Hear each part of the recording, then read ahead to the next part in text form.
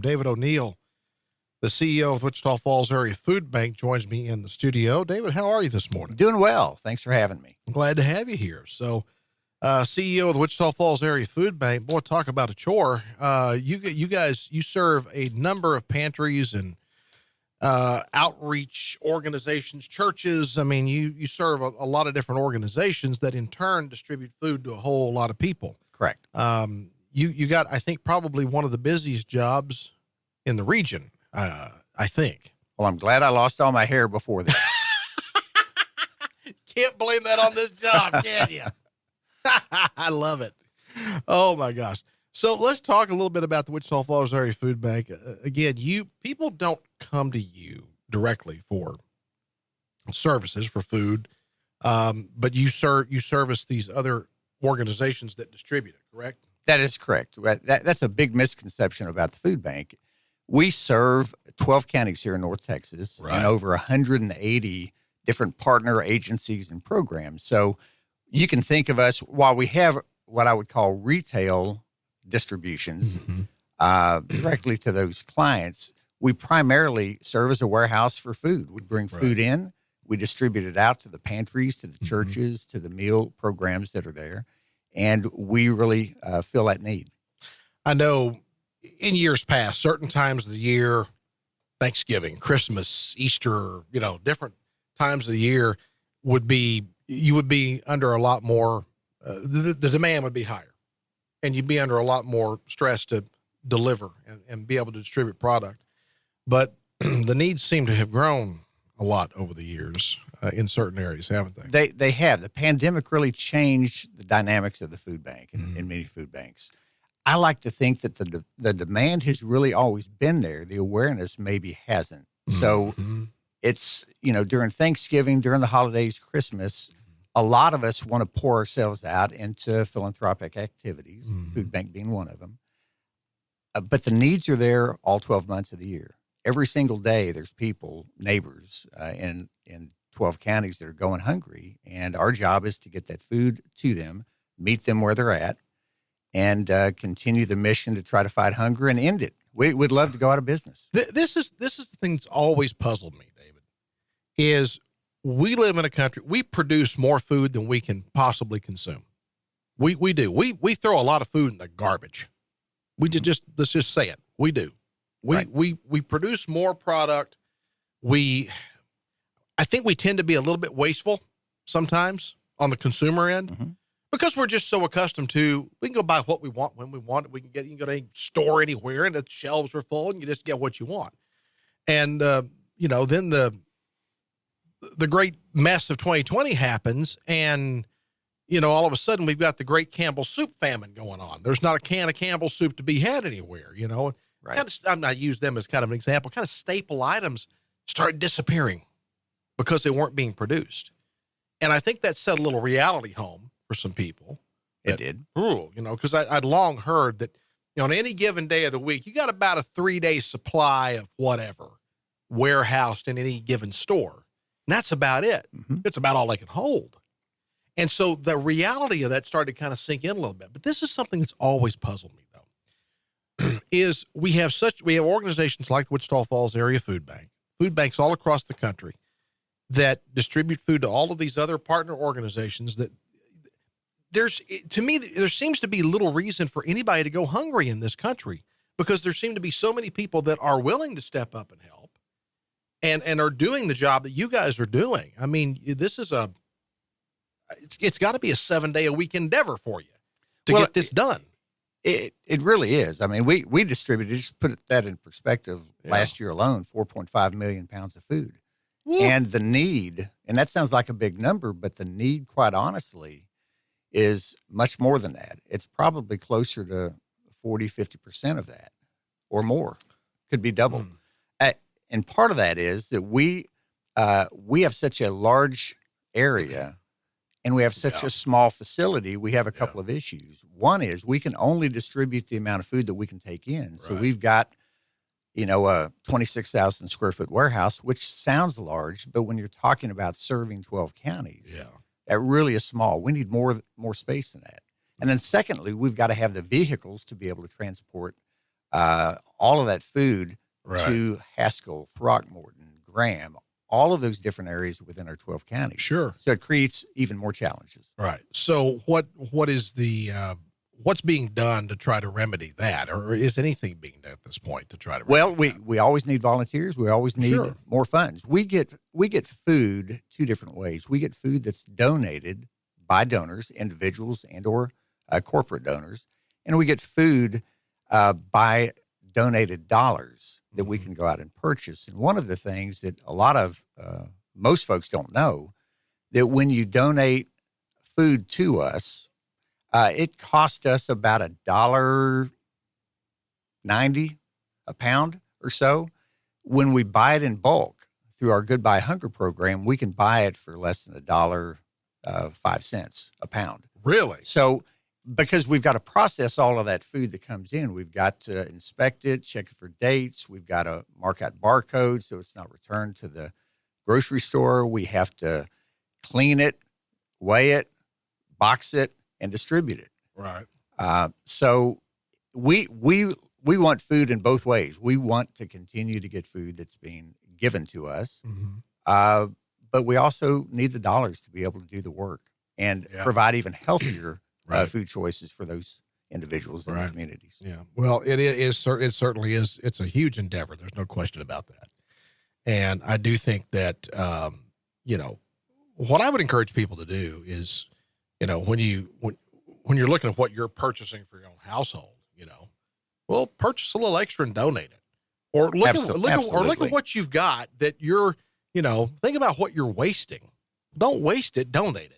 Give it. I'd rather give it away than throw it away. Personally, I'm not saying stuff that's expired, but we tend to overbuy. We as a consumer, we tend to overbuy anyway. We tend to have more.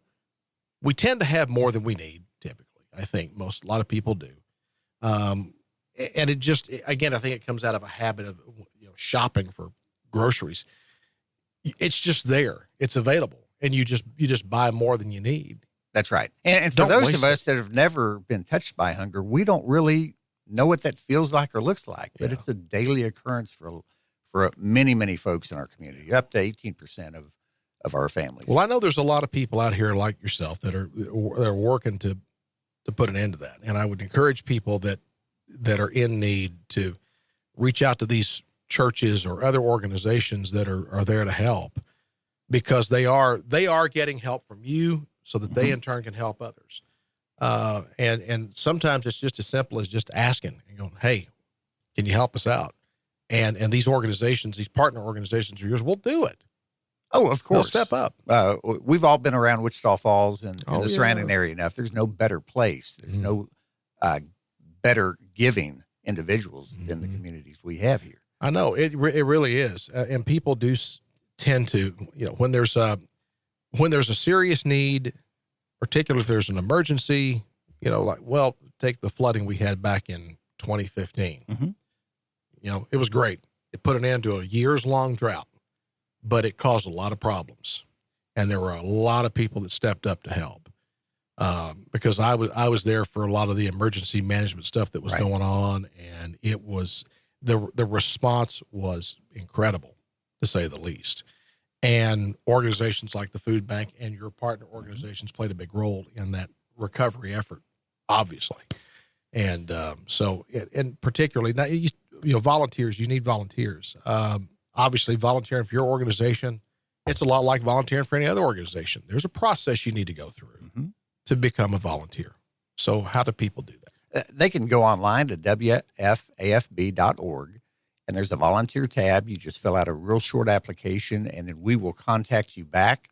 We've got 3 different areas that they can volunteer in: mobile pantries, the Food Recovery Center, where we take in food and process it, and then also our backpack, Power Pack for Kids backpack program, where we supply supplemental food for the weekend for children within the school districts. All right.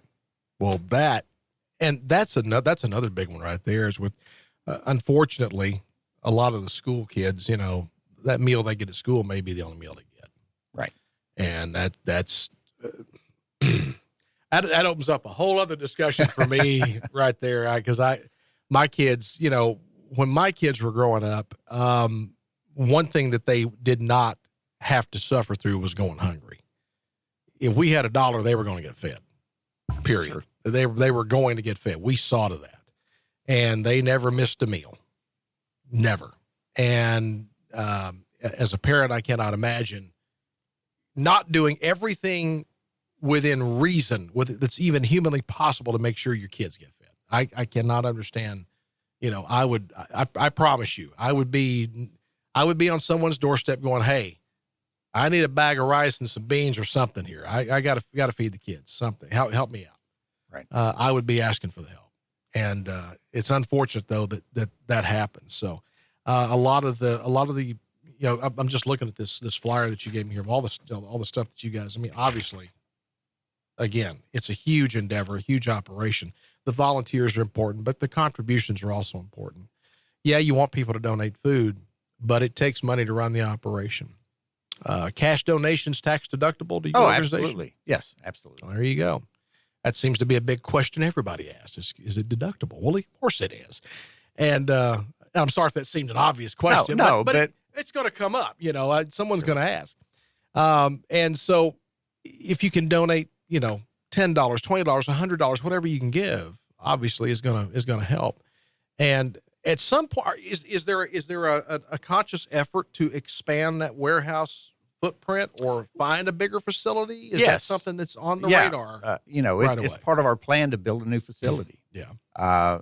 Sometime soon. We're not ready for that yet. Yeah. But we certainly, we know the need is there, and it's just a matter of getting everything put in place to be able to start going to the community and really explaining the reason why we need it, and I believe the community will respond in a positive way. Do you have a capital campaign underway yet? Not yet. We will at some point soon. Okay. Well, when you do, let me know.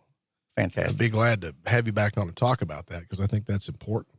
If people want to get in touch with you, the phone number out there is 940-766-2322. That is correct. That's how you can reach the Wichita Falls Area Food Bank or WFAFB.org. I'll say it again, WFAFB.org. You got it. It's a mouthful. It's too early for this. No, it's not. Anyway, well, David O'Neill, thank you for being here. Is there anything that we didn't cover in this interview? I know we kind of. Yeah, I don't know how much time we have. Just real quick though, there's a couple of bills that are being kicked around at the State House in Austin. One is a vehicle asset test. And that's a test that many folks don't know about. But in order to get SNAP benefits in Texas, there's a vehicle asset test. And not all states have them. There's only a handful that have those. Texas is one of them.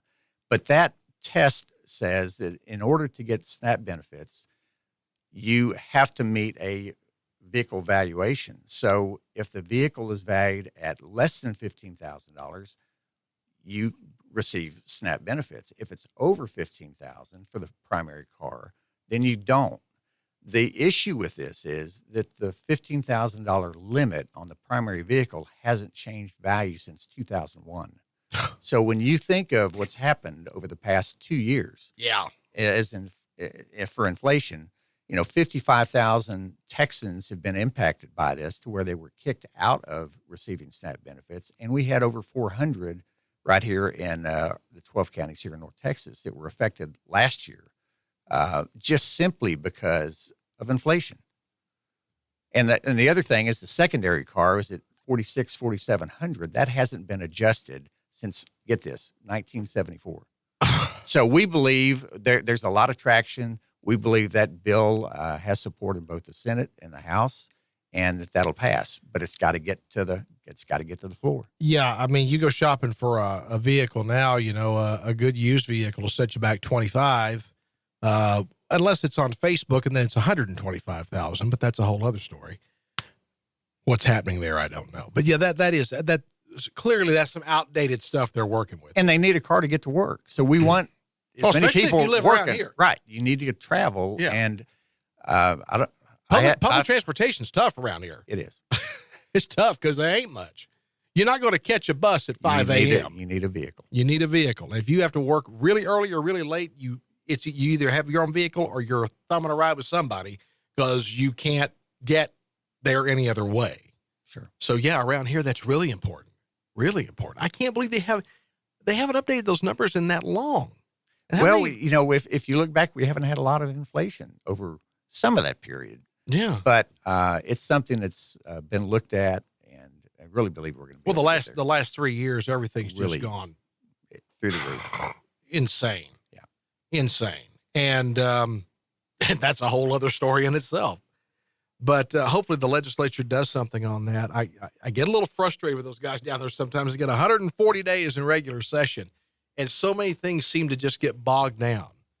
And that does sound like something that needs their attention soon. So to do that. Write to your representative and senator. Yeah. Contact them. Yes, definitely. And, just recently we've had James Frank and Drew Springer on the show, right, and a couple of others, and I'm, talking about the various things that they're talking about. So the next time I have one of those guys on, which probably will be within the next 2 or 3 weeks, we'll bring that up again.